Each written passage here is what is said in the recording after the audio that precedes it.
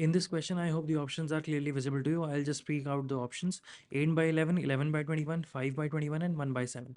The question says that these are the kind of marbles, these are the color of marbles. What is the probability of getting the black and the blue marble? So, first of all, we'll need to check the total number of marbles.